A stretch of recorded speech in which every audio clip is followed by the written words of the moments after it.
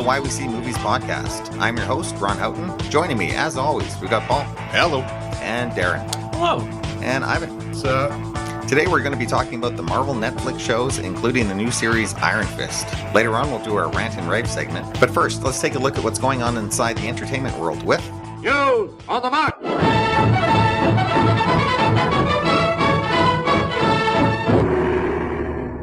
Okay, first news. Looks like Sony is going to be going ahead with their proposed Venom film, not to mention a Black Cat movie and a Silver Sable film. These are all, of course, characters that are part of the Spider-Man universe, which they own. Spider-Man himself, who made an appearance in last year's Captain America Civil War, and who will be starring in his own film, Spider-Man Homecoming, as far as we can tell, will not have anything to do with these films. They're not even going to be set in the same universe. Not in the same universe. Sounds like such an awful idea. I can't know where to begin. And they're shooting for R-rated as well for Venom, because after the success of Deadpool and Logan, now ones that want to jump on that bandwagon. Sure. Venom seems like a good character for an R rating, but once you've made this kind of crossover with Marvel now, as they've done with Spider-Man, why wouldn't you want to try and negotiate that further? You've got something successful here, and use it as these characters jumping off could point. expand that universe. And maybe Marvel's got their plate full already. Right. With what Marvel they're only doing, has so much time to make a Spider-Man movie, right? Yeah. They probably have. Marvel doesn't need to be thinking about making a Venom or a Black Cat movie. No. They have so much other stuff. But it's just creating a brand new Venom story without Spider-Man. It sounds so stupid. Yeah, that's awful. That's like, an are they awful going to idea. use the Venom suit, you would imagine? It would all have all the classic characteristics of everything we know, except Spider-Man. But that's the thing, because the symbiote only got its powers because it was with Spider-Man. But I mean, the character of Venom, he does have a great look to him and a great style and some interesting things. But again, without Spider-Man, it's not Venom. Sure, let's make a Penguin movie without Batman. Why couldn't you? That might be interesting.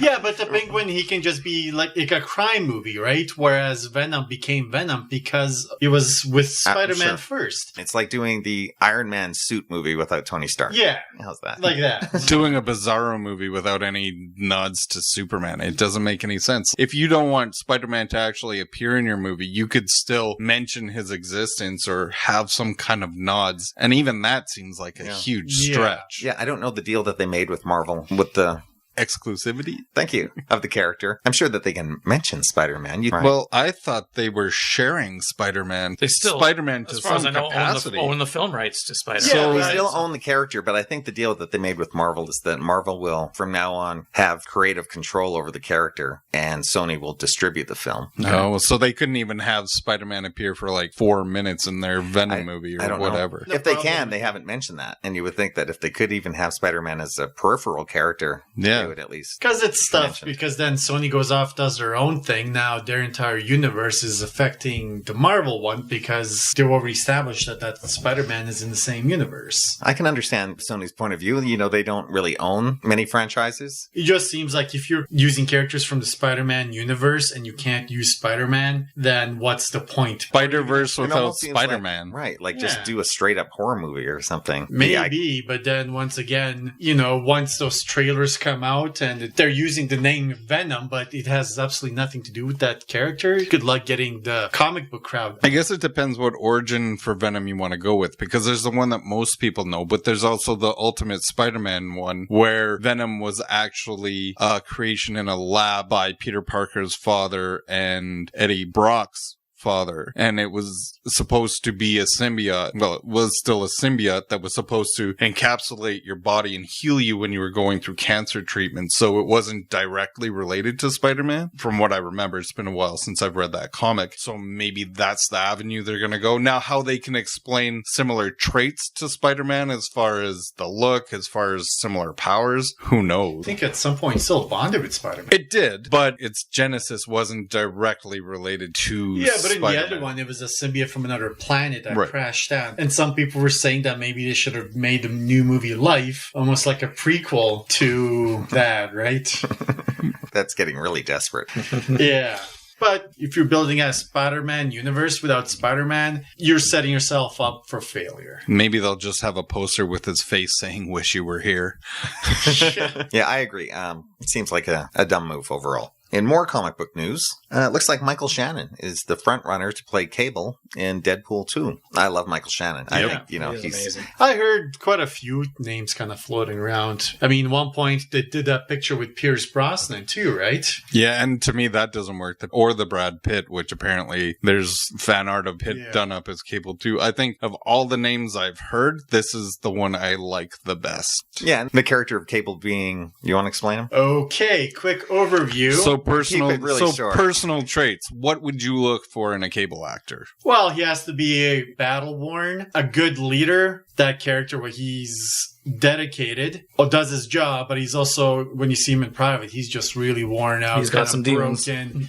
Yeah, like he's the son of Scott Summers and Madeline Pryor, who is the clone of Jean Grey after she disappeared after the whole Phoenix saga. Created by Mr. Sinister, infected with the techno-organic virus, taken to the future. Right, there you go. Sounds a little convoluted. Time travel. One of our listeners said to me, it sounds like that one guy is reading off of Wikipedia when he talks about comics. And I can assure you folks out there, Ivan has got all this in his head. This is off the cuff. Yeah. And and once he's in the future, of course, he was infected by the virus because he was destined to take down Apocalypse. So he was more time travel. And it's just, at one point I heard people wanting, like the fans were saying Dolph Lundgren. No. Because he's got the size and the look, but he doesn't have the acting ability. You need an to actor, pull it right? off. And besides, Michael Shannon has the imposing presence already. True. So, it's a good choice for me. And of course, this would eventually lead into a possible X-Force movie, which Cable is the lead of that group. That's probably where they're going after Deadpool. Deadpool's a member of X-Force. That'll definitely be Wolverine, but he's not going to be part of it. But this will be Fox's next big superhero film franchise after the X-Men kind of peters out, I think. Well, who knows? I mean, if the next X-Men movie turns out to be really good, then but even then, that'll be the end of another trilogy. So they really don't have too many more X-Men films of the main canon left. And I think a lot of those cast members are probably going to move on. Exactly. Yeah. Okay, and more news. Darren, Mr. Rotten Tomatoes fan. Yeah. Do you know who isn't a fan of Rotten Tomatoes? Bring it on.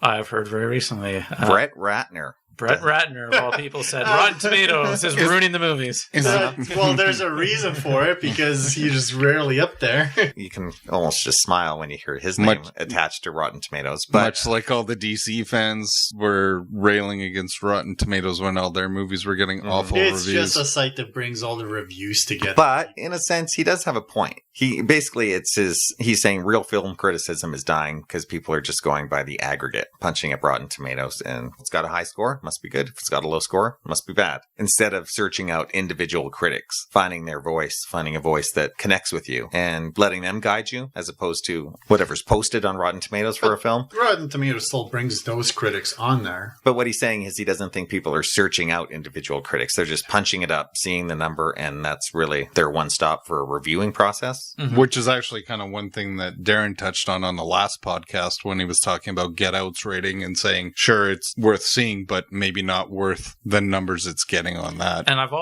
talked about Rotten Tomatoes too. I don't understand its rating system. So when you look at something like Get Out, and I'll make up a number now, don't take this as fact. Many movies will say the average rating is 95%. Then it says based on a critical rate average of 7 out of 10. So I don't know how they take that 7 out of 10 average and make it 95%. I guess certain critics' reviews are given more weight, but it's not a perfect system by any stretch. Do you think that he has any? There's something there to it for sure. I mean, I use Rotten Tomatoes because even if it's imperfect, it's a good starting point, and it's a good way to find really good movies that'll give you a lot of entertainment and enjoyment. And it's a good way to discover things that maybe you should avoid. At the same time, scan down and look at those reviews. The quotes are there. The links to the lengthy reviews are there. Read what the critics are saying. Roger Ebert always used to say, forget about my star rating. Forget about whether I said thumbs up or thumbs down. Read my words. That's what's important. And I think I'd agree with that statement. It's, aside from that just percentile number you get from Rotten Tomatoes, there's a lot of great critics that contribute there, and go down and find the ones that appeal to you and read what they are saying. There's some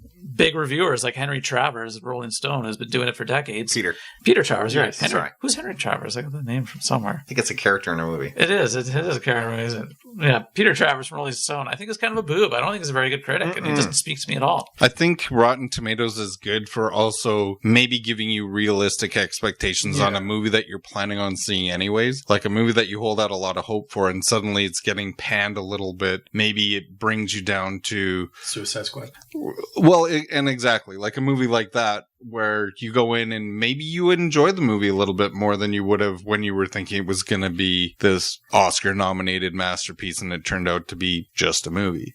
Mm-hmm. Everybody's got their own approaches to seeking out movies. I mean, I always typically look at IMDb as well as Rotten Tomatoes for anything I'm watching, just to get a general gauge of how well received it is. But by no means do I agree with everything I see. It's a good guideline, but it's a far from perfect system. I think it's important to establish at least a relationship with some critics if you're going to be a real movie fan. Like our podcast, establish a relationship with our podcast. I just, for me, there was almost nothing better than seeing a movie and then checking out what Roger Ebert had to say about it and seeing if he agreed with me and finding all the things that he might have found wrong with the film that I didn't notice. And it's just, I love that connection of watching a film and punching up a critic's review and getting deeper into the film than you would have before. Didn't Roger Ebert also hate The Usual Suspects? But I mean, every critic, no matter how much you like a critic, he's going to have there's going to be a few movies that they don't like. You only talk to people that agree with you. Right. You only listen to people that agree with you. Sometimes that's the more interesting side of it, is to hear the flaws that somebody that you respect and you trust their opinion. What did they see that I didn't? And that doesn't make them right. It's a conversation. Okay, well, you didn't like that. I actually like that about it. It's okay to have differing opinions on things and still respect the other person. Mostly. Okay, and that should do it for the news. I thought before we get into Iron Fist, we would briefly chat about some of the other Marvel Netflix shows. As you guys all know, this is Marvel's smaller screen version of what they've done with the Avengers, taking separate characters, Daredevil, Iron Fist, Luke Cage, Jessica Jones, and then bring them all together in an Avengers-style team-up show, going to be called The Defenders. That's coming out later this year. And just a bit of a warning out there for everybody who hasn't seen the Netflix shows yet. We're probably going to be talking generally about them, so there's going to be plenty of spoilers ahead, so be warned. Okay. The first of the Marvel Netflix shows to come out was Daredevil. Drew Goddard was the showrunner for season 1. The first series starred Charlie Cox, Deborah Ann Woll, Eldon Henson, and of course Vincent D'Onofrio. For me, the Marvel Netflix shows start fantastic and kind of work their way down. But let's talk about the good stuff first. I love seasons 1 and 2 of Daredevil. Yes, I think it's a fantastic show and isn't hampered by the same problems as the other Netflix shows that I found, which is too many episodes for not enough plot. I think both seasons of Daredevil are paced very well. They have just enough story, lots of new characters introduced. Yeah, Daredevil for me is the show for the Marvel Netflix brand. I agree. I think they set the bar extremely high, which, as you kind of alluded to, served the other shows Unfortunately, quite as well. They set it high, yeah. Well, and I was a little nervous going into this show because as a kid, I absolutely loved Daredevil. He was one of my favorite characters. And so I was curious to see what treatment he would get. I mean, we saw the movie and that was less than glowing. It had moments of being all right. But yeah, I loved the show. I thought they captured the character. I thought they captured the mood. The action sequences were very good in both seasons. Like you said, I've heard the main criticism of the Netflix shows is the seasons, like you had alluded to, maybe the seasons are too long. And I didn't think so with Daredevil at all. I thought just the right amount of show. I loved the Daredevil shows. Darren? I have watched less than half of the Marvel Netflix shows. The first season of Daredevil is one of the things that I have watched, and I enjoyed it quite a bit. There's a lot of good stuff there. Charlie Cox is good. Vincent D'Onofrio is brilliant. As the Kingpin. And I'm a big fan of Rosario Dawson. I loved every time she showed up. Yeah, it's a good show. I probably watched the second season as well. My original intention was, after your guys' raves of Daredevil, I got to get behind these Marvel Netflix shows, especially The Defenders is coming. But as I've watched a little bit more of what Marvel Netflix has to offer, suffer, I'm less excited. But anyways, we're talking about Daredevil right now, so I don't know much about the character otherwise. I'm the one non-comic book guy in the show, but I found it to be a good show. And Ivan? No, I really liked it as well, and I actually started rewatching him. So remember, we had this conversation before. You only hear his voice in the first episode. You see him for like the last minute or so in the third episode. He doesn't actually appear and start actually being a character that you actually see on a regular basis. It's starting episode 4, which I thought that was great. Well, this might be getting ahead with Jessica Jones, that they brought in the main villain, and he was the focus of every single episode. Whereas here, they kind of started building that mystique around Kingpin, and even though he was always a presence and mentioned, you didn't see him. They saved that character for the final stretch of the show where it became very strong, versus if they brought him in right away, then now you gotta have filler episodes to kind of punch up the storyline. Yeah, the great thing, as we mentioned, is the Kingpin, played by Vincent D'Onofrio, by far the best villain of all the Netflix shows. And then the second season has John Bernthal as the Punisher, kicking ass too, in almost just as glorious a way. So, I mean, those two characters in each season, I think, are instrumental in making those seasons great. Huge. And I was so happy when I heard that they're actually giving it his own show. And I almost wish that Punisher was the next series after Daredevil season 2. I agree. I think we finally got the Punisher that I wanted. I know you're a little more forgiving about the Thomas Jane and John Travolta installment. I mean, there's Punisher Warzone, which, I mean, I really liked Ray Stevens as the Punisher, but I thought overall the movie wasn't all that great. So, and of course, there's the Dolph Lundgren installment in the 80s, which was largely forgettable. I think this finally gave us the Punisher that should have been all along, much like Logan finally gave us the Wolverine we always wanted. I feel this finally gave us that Punisher that was kick-ass, and he wasn't even truly at the peak of his powers, so to speak. Even in this, it was just him kind of finding his way. Yeah, I totally look forward to that series. I don't know if production has started on it. As far as I know, there have already been set pics and all that stuff. So that'll be coming out next year after The Defenders? I hope so. The sooner the better. Maybe put that out to kind of wash the bad taste out of your mouth from a certain show. We'll get to it. Okay, so we're all big fans of Daredevil for sure. Yeah. We thought that show really worked in just about every way. Like I said, I think I'm on record saying it's my favorite superhero TV show of all time, and I stand by that. I would completely agree. Yeah. That is your favorite.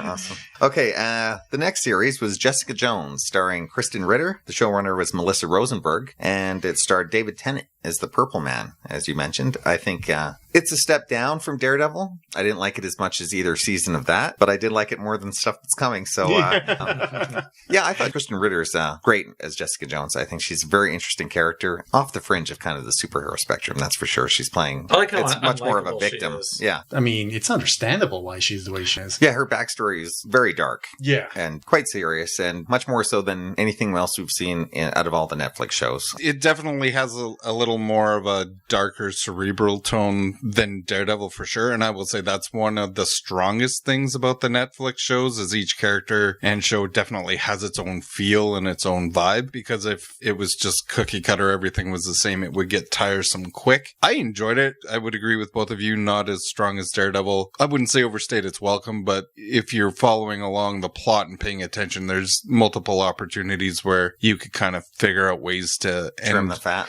Yeah, trim the fat for sure. I think if this was 10 episodes, it would have been fine. I really liked all the performances. The introduction of Luke Cage was great, and I thought those characters played well. For me, the only downside would be the length of it, and that I felt went on longer than it really needed to, but that was my only real gripe about it. I'd watch a second season. I'd watch a second season for sure. I would even say quite a bit longer. This is the only other Netflix series I've watched in its entirety, and I would say it could have been 6 episodes, and I'd have been satisfied right there. I really like both David Tennant and Kristen Ritter, but I didn't care that much about either one of them in this show. I thought every time Luke Cage showed up or Rosario Dawson showed up in the final 2 episodes, my interest peaked. I was like, wow, these characters are far more entertaining than the main hero and the main villain. And most of the supporting cast, I didn't care about the sister and the brother upstairs. Yeah, I didn't care about the support group. I didn't much care about her best friend. That one, what was his name? Malcolm? The cop. The cop wasn't very good. Simpson. Yeah, I agree. The drug addict guy in the apartment, I kind of liked him, but still throwaway character. Well, especially because you kind of show why he is the way he is, right? Like what happened to him. That he was a victim of the Purple Man as well. Yeah. But still, I totally on agreement with Darren that this could have been trimmed. But the show would be so much more right. And it's not like they're after commercial ratings either. There's no advertising, so these shows are produced on a completely different mindset than network television. I don't know why they wouldn't make it shorter and make it better. I don't know. I would not personally watch a second season of Jessica What do you think Jones. the benefit of a 13-episode season is? Maybe, it's an arbitrary number, but they were trying to follow what Daredevil had done with the amount of material they had. Yeah. Maybe they feel they need more material to get Netflix subscribers. It's too bad because, like you said, I think the show could be vastly improved. I think Netflix would be better served if they reviewed the material that they had before committing to any kind of episode length and decide we'd like to do 10 episodes, but there's 6 good episodes here. Yeah. Don't plan 13 episodes at the beginning and fill it. Right. Well, because the reason plan your storyline and people watch HBO, Netflix because they want the shortened seasons that don't have filler episodes. They want the concise storytelling. Right. Mm-hmm. Well, that's why I watch it. I can only assume there's more people out there that are of like mind. And like you said, Ivan, before I ever saw this show, you said that it's very inconsistent with her powers. And wow.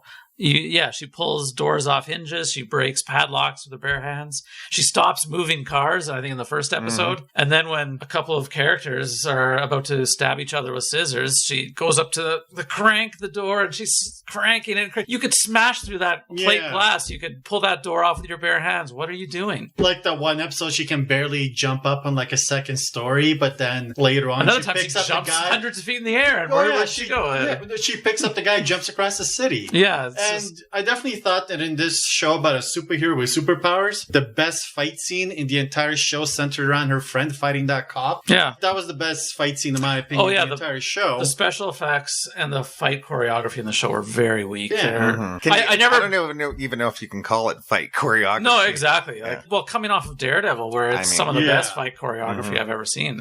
I could forgive it for that in the fact that I was less invested in the fighting because she's a powerhouse. She's going to kick everybody's ass. As good as an actress as Kristen Ritter is, did you ever buy that she was as strong as Jessica Jones is supposed to be? No. Anytime anybody came near her, she always seemed like freaked out. Because she never knew what her powers were going to do. I don't know. She never sold me that she had the ability to do the things that she was doing. For me, the biggest problem, and something that I mentioned before, was the fact that they introduced the main villain right away, and how she's like, I'm gonna get this guy, take him to the police. To me, her plan made no goddamn sense, because anytime she arrests him, it's like that one time he just tells the police, let me go. And they just kept using that. She captures him. Well, I'm just using my powers and get away. And it's just made no sense to me. What I definitely thought would have been better is if he stayed away, like keeps sending people her way that he's controlling. Showing his influence and the reach of his power. Exactly. And you just kind of slowly build him up. And then when he does show and you start seeing what he is, then it would have been better, because then you would have had all those strong episodes with him. You know, he's there the entire time. And every time he just makes her look like a bigger idiot that she keeps falling for the same thing over and over. She's a pretty big screw up. It just kind of made her look like a complete idiot.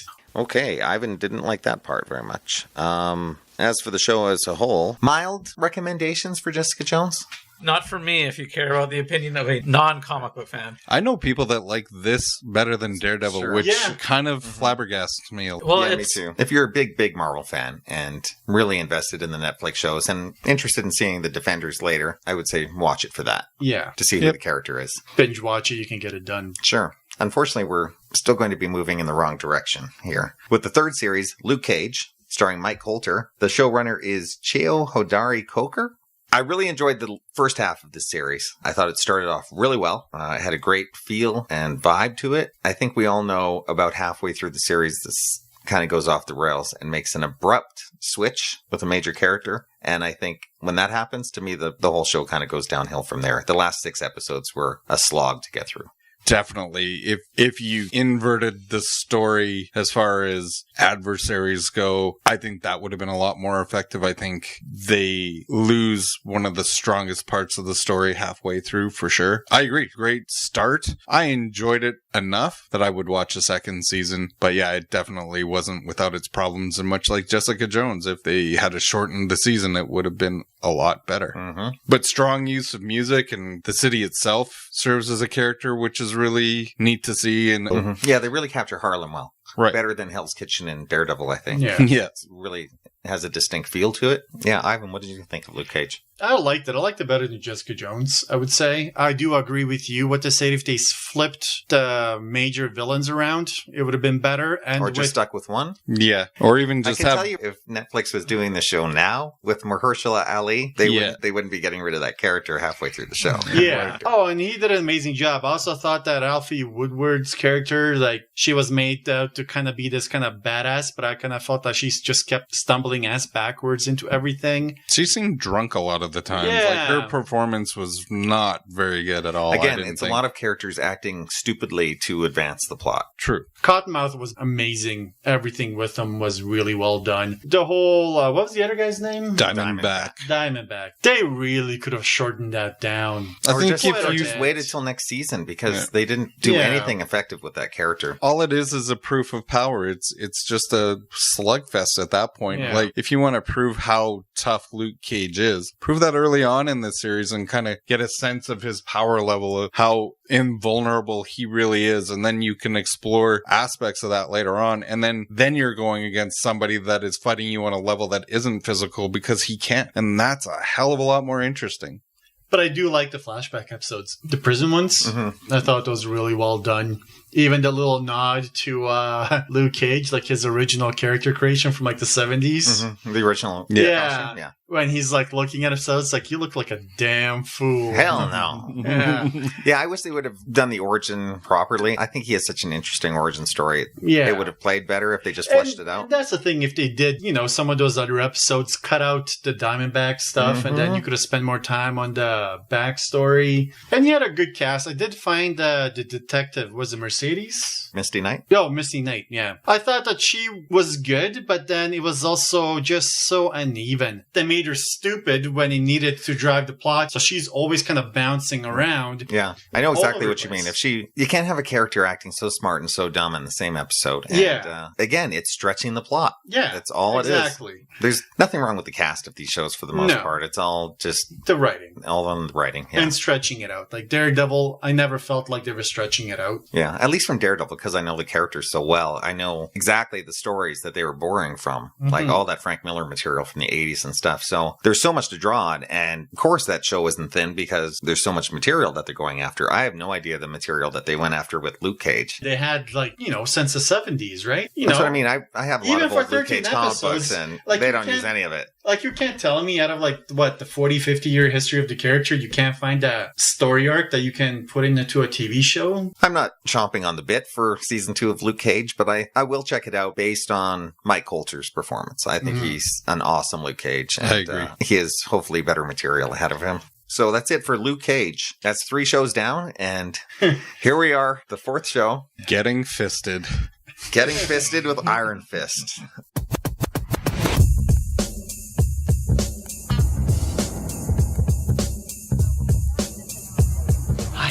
I'm Danny Rand. I've been away a long time. Let's go. You don't belong here. I'm Danny Rand. Guys, I just want to talk. Hey! Welcome to RANT Enterprises. I left here 10 years old in a jet with my parents.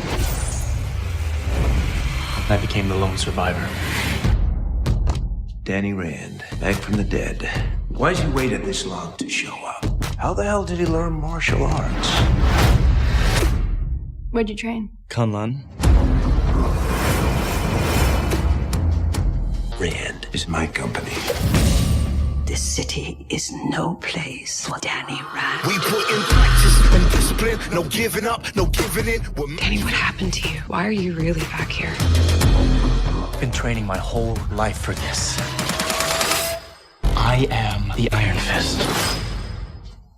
The synopsis? The story of Danny Rand, the lost heir to a giant corporation who, after surviving a plane crash and growing up in an ancient mystical monastery, returns home to battle his childhood friends over the control of his father's evil conglomerate. The show stars Finn Jones, Jessica Henwick, David Wenham, and Jessica Stroup, and Tom Pelphrey. The showrunner for this one is Scott Buck. Okay, for me, this is easily the worst of all of the 4 Netflix Marvel shows, by a long shot. Yeah. Yes. This show feels so dated to me. It's like an old 80s 80s show. Yeah. With the stilted dialogue and lame set pieces, I think it's only a few steps up, and I'm going to date myself here, from the short-lived NBC show with Sho Kosugi and Lee Van Cleef called The Master. And if you're old enough out there to remember that show, good for you.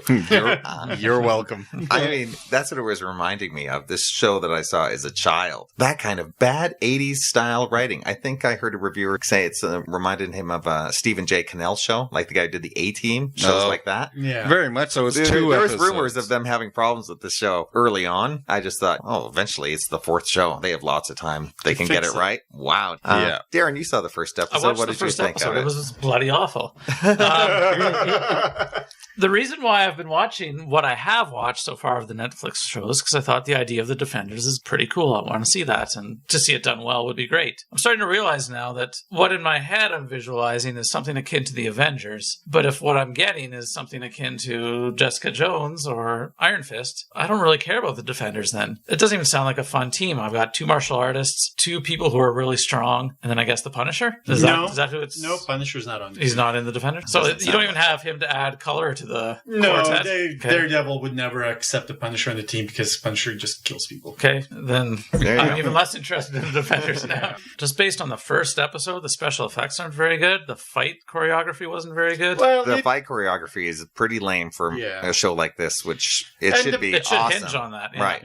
Yeah, it's fair point. It seems like the writing was... It's just that basically the character of Danny Rand just does not work for me. I kind of, and you didn't even get past any more episodes, but even in the first episode, I kind of liked the Buddhist warrior, the peaceful warrior. He's at Zen with himself, but he can flies destroy off the you if pretty he wants. Quickly too. Oh my God. It only gets worse in later episodes, and he acts so irrational and stupid as the show goes. You're thinking, this guy's a Buddhist? I found myself yelling at the TV a lot watching this, like to the point where when certain betrayals happen, he seemed surprised. I'm like, they've been treating you like shit the whole series. Why are you surprised that they are betraying you? Are you referring to the... are an idiot. His old friend who drugs him in the first episode? Is that who he's surprised when she keeps betraying him? Yeah. Everybody. He spends that first episode relentlessly pursuing that brother and sister. And like, I just want to talk. Please, can we talk? He almost loses his life. He's hunted down. He's shot at. He's chased. And then when he's finally allowed into her office, he sits down across from her and says, I don't know what to say.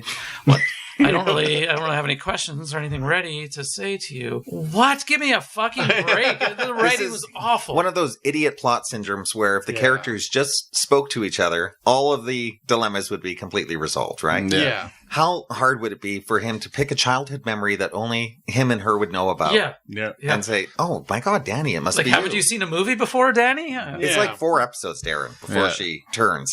One of the things that was frustrating to me is they spend so much time on him regaining his identity and wiggling his way back into Rand, and then he doesn't do anything with it. Like, it doesn't even matter. He's not even aware that they've lost control of the company. Well, he wasn't. Even at that point, is that what we want to see? Is Danny Rand control a corporation and have episodes about philanthropy? Sitting in a boardroom? Right. Everything that they do with subplots, they bring these things up and then completely abandon them. They got rid of all your dad's files except for his key card. And then later on, when he has to break back into Rand Industries, you would think, I have my dad's key card. I can use this thing to get anywhere in the building. No, he kicks the shit out of like 5 security guards and takes one of their key cards. So why even have that scene where he finds the only thing that's left is his dad's key card? To stretch the plot. It was so idiotic. They keep doing that. And then the brother and sister, it's just... You can't believe it. Every flashback I saw in that first episode, they treated him like shit as kids. Well, the brother did. The brother did for sure. She was not that much better. For sure. Like you saw that. That was one of my major frustrations too, with how inconsistent they treated him and how stupid he was. Yeah, and then the father was just comedically bad. Like, I thought he was just overacting. I haven't seen acting like that since Eddie Redmayne in Jupiter Ascending. Right? You know what? One of the worst things is, I think they might bring him back because these characters are so stupid. They literally tell them how to kill this man and they don't do it. Or they tell these characters, you have to cut off his head to kill him. So when they defeat him, they throw him into fire to cremate him. Well, if there's nothing left, he can't come back from ashes. It's comic book. They're going to do it.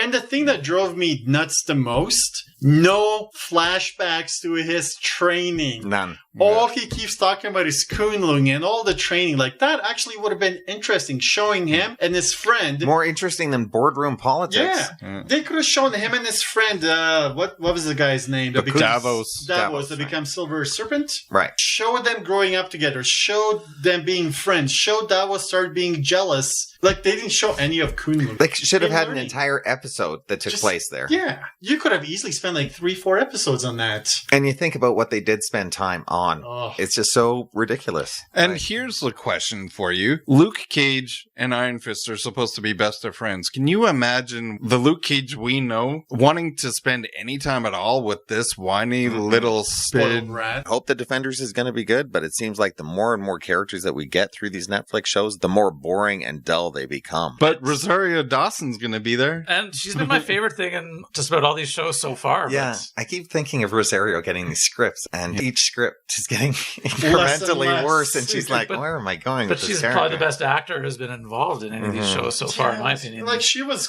completely completely wasted on Iron Fist. Like, they are doing one thing with her is they've advanced her physical capabilities. Yeah. They're teaching her how to fight and stuff. So when she does show up in the Defenders, you know, she could join the team. And so like 3 martial artists and 2 really strong there you go. people. Right. Actually, probably 4, because if Colleen Wing is involved. Yeah. To touch on Rosario Dawson's inclusion in this, her character just didn't seem right for me in the series. Like, it didn't seem like, I agree with you, Darren. Like, I really like Rosario Dawson, and she has been one of my favorite things through these Netflix shows.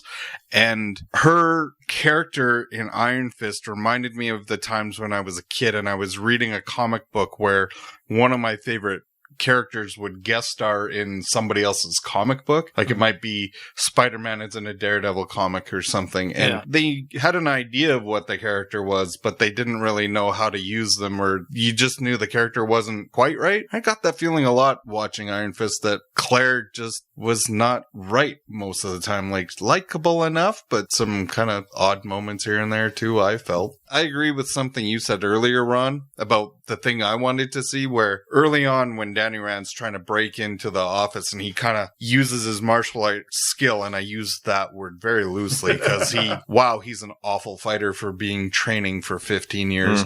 But he kind of takes the guards out by almost avoidance. And I was really hoping to see something in the vein of like an Ip Man, where I could kick your ass, but I'm just gonna kind of put you down, even though I could really hurt you. And we never got that. And then you just find out how awful he really is. Yeah, there's 2 things that they're setting up in the show. Is one, he has graduated to be the Iron Fist in this mystic land and is coming home. But for the whole rest of the series, they kind of say, well, he's not the real Iron Fist. He's not the fulfilled Iron. The he's Iron not Fist fully should trained. Be. Would you put your best warrior half trained to guard the door to your kingdom? Yeah. Right. Well, he also ran away. Like, he got the power of the Iron Fist, so he was supposed to train to learn to use it better. But none of that is explained very well either. No, because they never showed any of that. Like, the only good part was that one little World War II clip when interesting. Talking about blurry black and white footage. Like, this is what we're clinging to beginning here. of Ant-Man, when they showed those like little clips of Ant-Man kicking ass. Yeah. He's from a long line of Iron Fist, so we're seeing footage of an earlier Iron Fist and what they could be. Right. And then once again, the villains of this, like, holy hell, they had how many? If you're talking about Harold Meacham, David Wenham's character. Yeah. And then Madame Gao. And then the twins, because they also worked against them. Yeah. And then Madame Gao was completely useless. The Hand were actually shit in this terrible. one. Yeah. That's the thing. It's like, I love that old Frank Miller Daredevil comic, right? Yeah. The Hand are so good in it. And in season 2 of Daredevil, I think the Hand are really mysterious. I kind of like where they're going with that. And they're supernatural. They're showing them as resurrected soldiers. Oh, and then you get to this, and it's such a letdown. Yeah. You don't even want to compare the two, right? Because it takes away from Daredevil. I think, to boil it down to something, I liken the Iron Fist show to the Ant-Man movie, and I like the Ant-Man movie a lot more than I like this Iron Fist show, but I would just rather see that character as a supplemental character in another show. I never want to see a show focused on this character. Ever. Not the character that they've written. Not the one that they've they've written, for sure. If they can come up with a better story where the Iron Fist we actually should know and love comes and kicks this guy's ass and he is an imposter, I'd be all over that. I think that the actor could have been pretty good as Iron Fist because he kind of seems like he has that laid back thing kind of going on. You know that one fight scene that was actually almost half decent against the drunk guy? Yeah, that was maybe the only episode with some decent fighting. And I think RZA directed that episode. That's the guy from the Wu-Tang Clan, who's a huge martial arts fan. I hated his movies that he directed. Yeah, I haven't seen any of them. But when I saw his name come up as directed by, I thought, okay, at least we're going to get a few good fight sequences in this one. Not great. Nothing to compare with any of the things that we saw in Daredevil. No. But that might be the only episode worth checking out. And the biggest problem is, of course, they never put the guy in costume, and the guy's not a martial artist. Whereas Daredevil, he's got the mask on. So if he... Get away with a lot more. Yeah. When there's more martial arts in your minute-long title sequence than there is in most of your episodes, you may have an issue. Yeah. Right. Yeah, I don't watch Into the Badlands, but I've heard one episode of that has way better fighting than anything that we've seen in the entire series. I've seen Into the Badlands. I've seen the entire season 1. And it actually has good fight scenes, but there's also the problem where it's almost, they do actually, the way that they move sometimes and jump, it's almost kind of like Crouching Tiger, Hidden Dragon. Lots of wire work. Yeah. But it is actually still pretty decent. It's got to be better than the stuff in Iron Fist. Yeah. Oh, yeah. As a point of weird sort of interest in my meager comic collection that I do have from when I was a kid, I do have a Power Man Iron Fist comic. Nice. Yeah, so there's that. And don't you think the actual Iron Fist in the comic is so much more visual? Yeah. Right? It's kind of a smoky, flaming, his whole hand is glowing. Yeah. This just looks so lame. Yeah. Like what I was going to say earlier, he never uses the goddamn Iron Fist. He used it, 5 times over the course of the entire series? Where he has such trouble conjuring it. It does one thing with it, and then that's it. And just... Is there anything that we liked about the series? I like that it ended. Yeah. Yeah. I don't know if we need to... I wouldn't recommend it, that's for sure. My wife any longer. My wife watched the first episode with me, and I got a couple episodes ahead of her, and she asked me if it was worth continuing on, and I said, don't bother. I had friends that were like, "Oh my!" They were sending me text messages, Sean and Eric, and they're just, "No, it's a good show. I'm really enjoying it." Because in the beginning they were kind of getting into it, but then once they finished, nothing happens. Yeah, like Darren, you thought Jessica Jones should have been 6 episodes. You would have thought this. maybe at 6 episodes, at least it wouldn't have been as painful to get through. Yeah. I don't think that you need to even watch this to even understand anything about the character. I can't imagine where it's going to go with the Defenders. I can't imagine how they're going to lead up logically into the next show with this character. Yeah, you're right. Skip it. And the thing that worries me is the showrunner for Iron Fist is going to be for the Inhumans. No. Yeah. Is that right? Yeah, I looked it up today.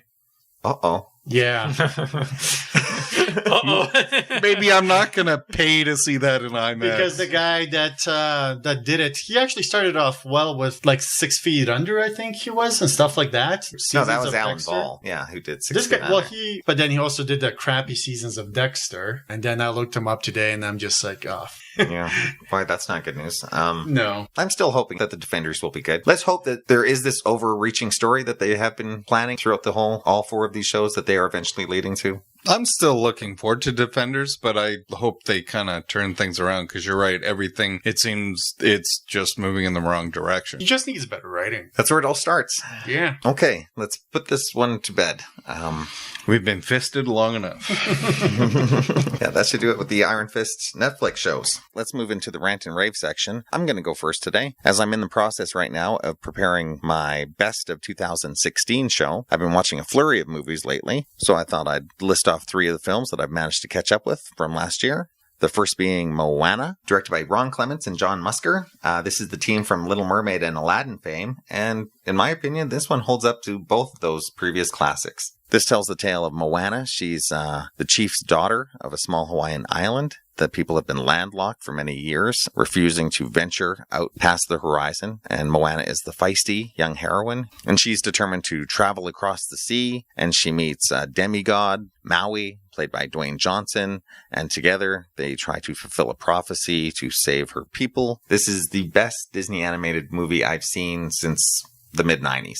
Agreed. I love the main character. The animation is gorgeous. It's breathtakingly beautiful, some of these shots. I remember telling you in our Oscar show how much I hated that song during the Oscars. How it didn't stick with you? Yeah, it works perfectly in the movie. The only thing in the movie I was a little worried about was when Dwayne Johnson showed up. I liked the character of Moana so much. And he kind of steps onto the scene and he's very loud and obnoxious. And I'm like, oh no, is he going to take away from this nice story with Moana? But he kind of grows on you. And before long, it's a great kind of buddy movie. It has great adventure really in it. Chemistry. Great chemistry. Great songs. If you haven't caught up with Moana, check it out.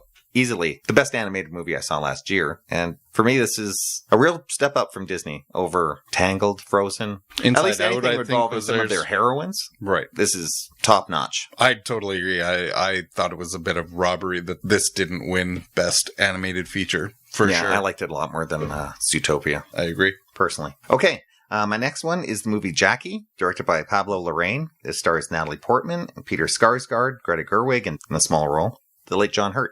Following the assassination of President Kennedy, his widow Jackie fights through grief and trauma to regain her faith, console her children, and preserve her husband's historic legacy. This movie didn't really work for me. As great as Natalie Portman's performance is, it's kind of a hollow film. There's very little plot going on. It's really just following Jackie in mourning, preparing for her husband's funeral. And it's really just kind of her being very quiet, being very insular. She's not very emotive in this movie, and it kind of works against it. It's rather distant. It's a lot of tracking shots and following her around. It kind of reminds me of Gus Van Sant's Elephant in a way, but that movie is so much more engaging. The film does nothing to pull you in. She's feeling hollow and hurt inside, but the film kind of conveys that as well. It's kind of an empty film in many ways, devoid of a lot of heart.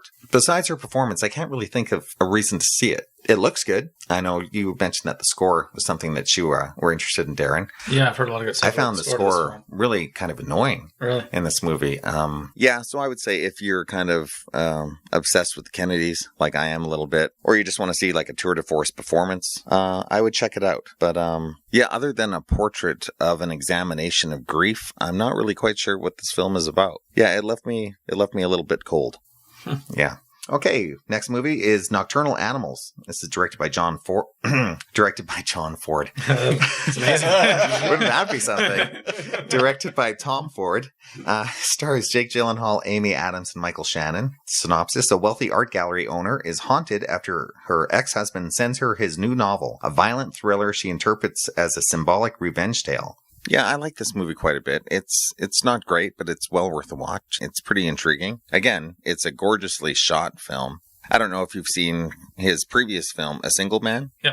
Yeah, he comes from the world of fashion. He was a fashion designer. So his films always look immaculate. Like they have this very photographic quality to it. The composition of the frame is always superb.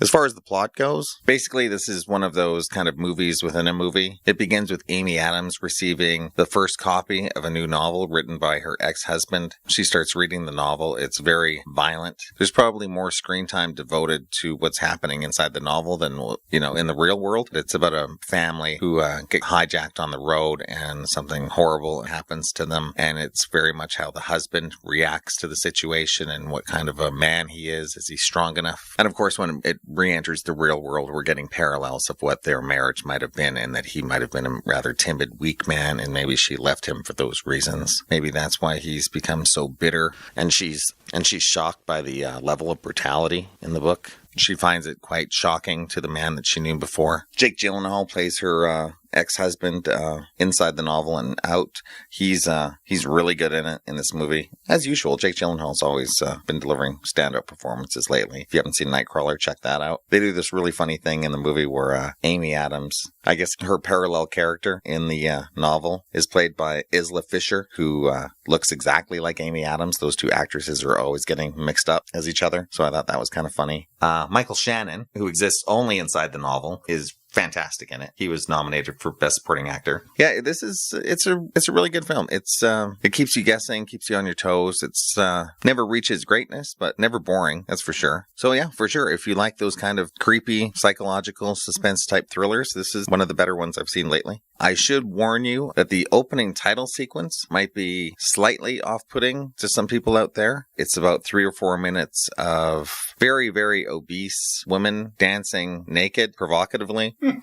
That's an interesting choice. It is. I still have no idea where it fits into the theme of peace that he's trying to tell you. For Kelly, that was kind of like, what the hell kind of movie are we watching here? Get past that, and you're on safer ground after that. It's much more conventional after that, but I do recommend it. For people who like kind of creepy, dark, psychological stories, check it out. So that's 2 raves, Moana, the big one, then Nocturnal Animals, and Jackie. Maybe if it comes on Netflix, just for her performance, but otherwise I'd skip it.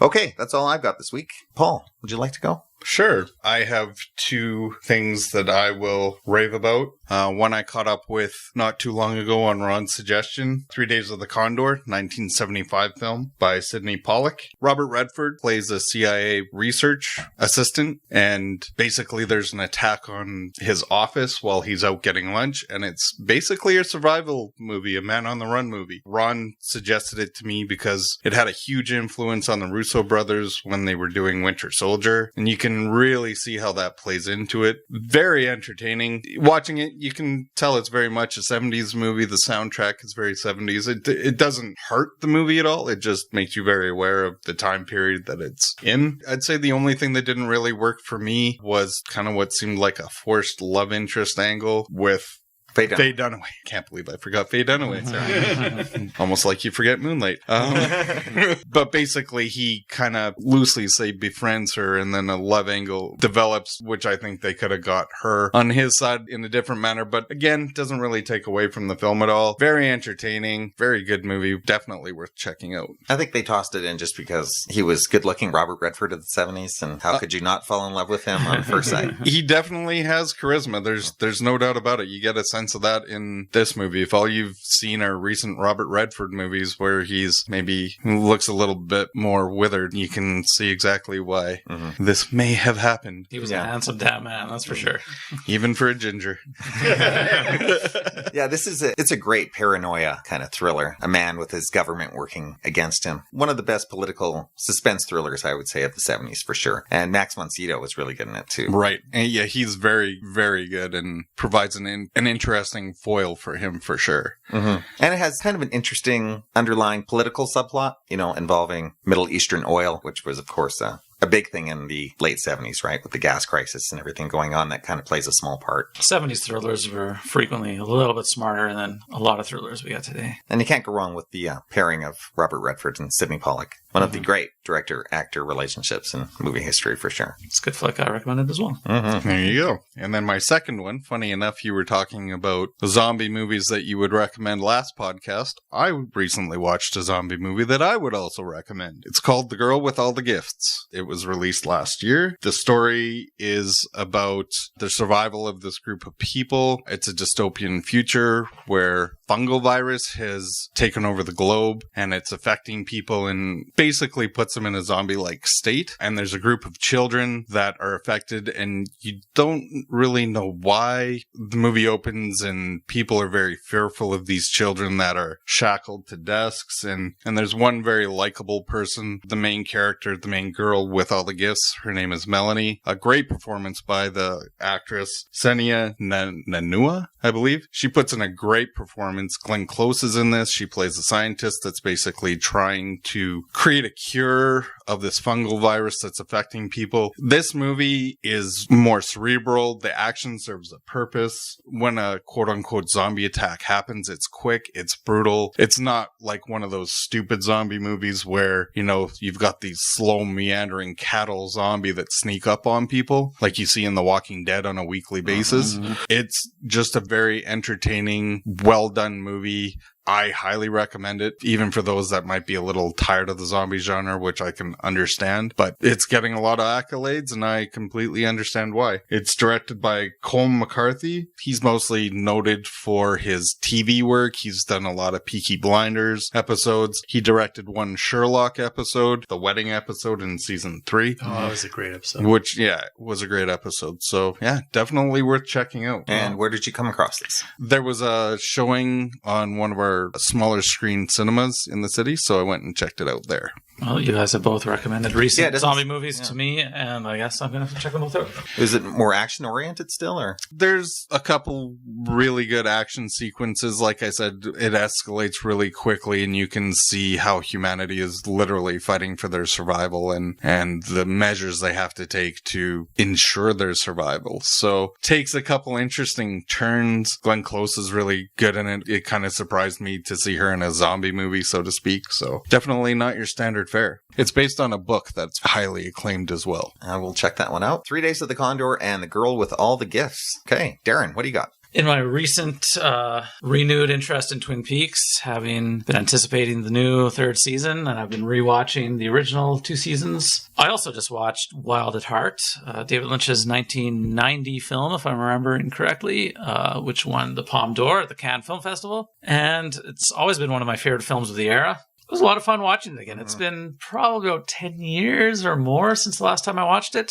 I gotta say, I found it a little more dramatically cold than I ever have before. It's the same thing happened to me with Natural Born Killers, 2 big influential films from my youth. And I guess at the time I was really influenced by the uniqueness of those films and how they were doing something different. But they're so over the top and so out there that they are not as dramatically engaging as you might hope for a film, but I'm not meaning to take that away. This is a crazy, unique film. It's David Lynch. For sure. It's both films you mentioned, so they're almost playing caricatures of themselves rather than any real people. Huh? Yeah, for sure.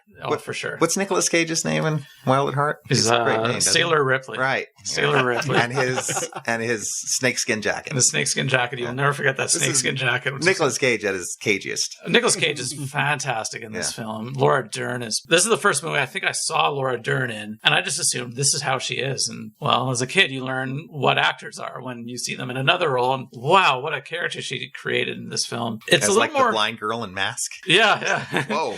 It's a little more straightforward plot-wise than a lot of David Lynch films. It's got more of a story, so to speak, than say Mulholland Drive has, but it's still very surreal. It's got huge Wizard of Oz undertones to it, if you can believe that. There's a lot of familiar faces here. David Lynch loves working with a lot of the same actors. If you watch Twin Peaks, there's, I'm sure, a dozen Twin Peaks actors show up in here, if not more. Laura Dern's mother, Diane Ladd, was nominated for Best Supporting Actress. She was, and she is incredible in this film. She's great. Totally off the hinges. Yeah. And Willem Dafoe is super creepy in this Willem Dafoe is unbelievable in this film. You'll never see him like this again. Him creepy? No. This is one of those roles that he's Willem Dafoe times 10 in this film. He is very creepy. Harry Dean Stanton is fantastic. There's a great cast in this film. If you're a fan of David Lynch, surreal cinema, something a little different, off the wall, offbeat, Wild at Heart from 1990. It's as fun today as it was back then. Great sound design too, just wonderful sound design. It was recorded at Skywalker Sound, and for a low budget independent film, I wonder what they paid to use Skywalker Sound's facilities, but it was worth it. Incredible sound design in this film. That's a great movie.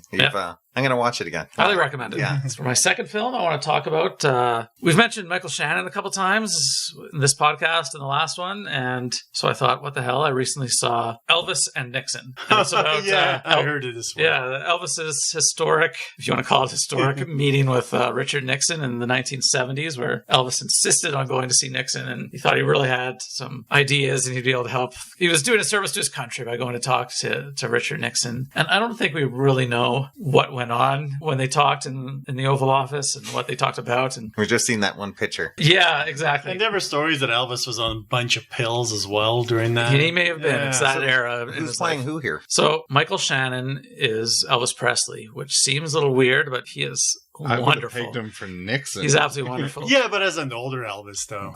Kevin Spacey is Richard Nixon. Oh. This is not a groundbreaking film, but it's so worth it to see those two guys as those two historic figures. They're just absolutely wonderful. It's not a deep movie. It's a lot of fun. Is it like a bottle film? Like the whole movie takes place in the Oval Office with these two? Or? No, there's a lot of preamble to their meeting and Elvis, and some of the people in his life and him like really trying to work his way into getting to meet Nixon and Nixon not really knowing knowing a lot about Elvis and why does this guy want to come talk to me and what's this all about? And then they finally do talk, and I think a lot of that is an invention of the screenplay, just come up with an excuse to get these guys together, but it's worth it to see these guys together. I won't say much more. There's not much to talk about with the film other than two wonderful performances by two great actors. And Michael Shannon can almost do no wrong for me today. He might be very close to my favorite modern actor. Nice. And Netflix? No. I recorded it off the movie network. Yeah, it's not on Netflix. Okay. That's Wild at Heart and Elvis and Nixon. Two raves. Two raves from Darren. Okay, Ivan. All right. I don't want to be left out, so I guess I'll bring up a zombie movie as well. This one is on Netflix. It's called The Resort. So it kind of takes place after a zombie outbreak. So this outbreak happened. They went to war. They beat the zombies. So now it's basically a resort where it's like the leftover zombies and people can kind of go pay. It's kind of like Jurassic Park with zombies. So at the beginning of the movie, they also have, characters who are in support groups kind of dealing with survivor's guilt and losing family. And they're kind of told, go to this place, face your fears. And of course, you have the little shithead teenagers that are like, I just want to shoot some fucking zombies. And, another guy who was really good at killing zombies during the war. And he's just kind of nothing else going on in his life. And it's, you're kind of seeing the different groups kind of going out there. But the big kicker is where they find out, because, this resort is operating. There's only a limited amount of zombies left with the outbreak. So it's like where they keep getting more is the thing. Humanity has won the war with zombies. Yes. But instead of investing time and money into research and trying to find a cure, they throw them all into an amusement park for us to abuse. And pretty much, yeah. All right. Then there's also kind of like, a serious tone of it where you do find out, because you would think that there would be only a limited amount of zombies left. Yeah. So how did they keep going and operating where they're getting more bodies? So when that reveal happens, you're kind of, yeah. And it's almost kind of relevant what's going on in the world today as to where they're getting these. Soylent Green as people. It's, well, if you want me to tell you what it was, as I am, but it's, it's pretty, I did find that it's kind of interesting that way, as it kind of does that little take and then actually kind of gives it some weight instead of just being a regular old zombie survival. Let's get out of here. But it was entertaining. I enjoyed it. And then for my next one, I think I'll follow in Darren's and go in the Elvis Presley route. Good choice. And I honestly, when I heard of this movie, I thought it was batshit insane. But I watched it and I loved it. And I don't care what people say. Bubba Ho-Tep. Love that movie. For people that don't know, it's basically this guy wakes up in a nursing home. He claims to be the real Elvis. And who's the actor? Bruce Campbell. Bruce Campbell. What? Yeah. How the hell did I blanket on that? Of all people. Right. Yeah, of all people. Bruce Campbell. And the story is that he got sick and tired of fame and fortune, the way his life was going. So he traded his life with an Elvis impersonator. Elvis impersonator is the one that died. And the real Elvis was on stage making a living as an Elvis impersonator when he fell off the stage and went into a coma until he woke up, and nobody believes him who he is. Anyways, he is in the nursing home with a man in a wheelchair that claims that he's JFK. And he's a black man. Yeah, as a black man in a wheelchair. And he claims the CIA took his brain and switched it. And they start noticing people dying. And they realize that it's a mummy that's feeding on the souls of the dead. And basically nobody notices because they're just assuming that these old people are just dying off. So Elvis Presley and a black JFK band together to take on the mummy. They're on the case. I think I borrowed your VHS copy of this like 20 years ago. No, I wasn't 20 years old, and it's on DVD. Okay. Anyways, I just really enjoy this movie because it's so out there, and Bruce Campbell is amazing. And I remember it being a lot of fun. Yeah, and that's what the movie was meant to be. It's completely goofy. Yeah. But yeah, it's got its heart in the right place for sure. Definitely. And they've been talking about doing a sequel for the longest time of Elvis taking on Dracula with Paul Giamatti playing Colonel Tom Parker. Just never happened. It's funny. I just was recently watching bits of Fargo season 2, and Bruce Campbell plays Ronald Reagan in that show. So he's really getting around. Yeah. Yeah. It's funny. Well, he's got his own Evil Dead show now as well. Right. Yeah. I haven't seen any of that. It's actually very goofy, like Evil Dead 2. I've heard some good stuff about it. I mean, it's got the horror element to it, but it's very goofy. Like Evil Dead 2 and more Army of Darkness. Yeah. Definitely Army of Darkness. Right. So those are my two raves there. Bubba Ho-Tep and and The Resort. The Resort. Oh, and Dex, I've got news for you. If you hadn't heard, I was going to tell you, the Movie Network is going to be running the original 2 seasons of Twin Peaks starting April 10th, with almost a new episode every night until all 29 episodes are complete. Getting set for the big premiere on May 21st, so I knew you'd be excited about that. So for all of you out there who haven't seen Twin Peaks, check that out. Don't miss it. Okay, that should do it for this week. And a message to all our listeners out there. We seem to have had a bit of a breakout. Our latest episodes are getting plenty of views, which is great for a brand new podcast like ours. So if you do like what we're doing so far and have subscribed, thank you. We really appreciate your support out there. Thanks, mate. Thank you. Yeah, thank you. Let your friends know. And by all means, as we said, leave us a comment. Tell us what it is that you like, what you dislike. Let us know. Send us a comment. Absolutely. Yeah, you can always subscribe to us on our iTunes and YouTube channels. Follow us on Twitter, Facebook, and Instagram. And please feel free to leave us a comment on our webpage at whyweseemoviespodcast@libsyn.com. Join us next week as Darren and I sit down to discuss my favorite films of 2016. Thanks a lot and take care out there. Later. Bye. Ciao.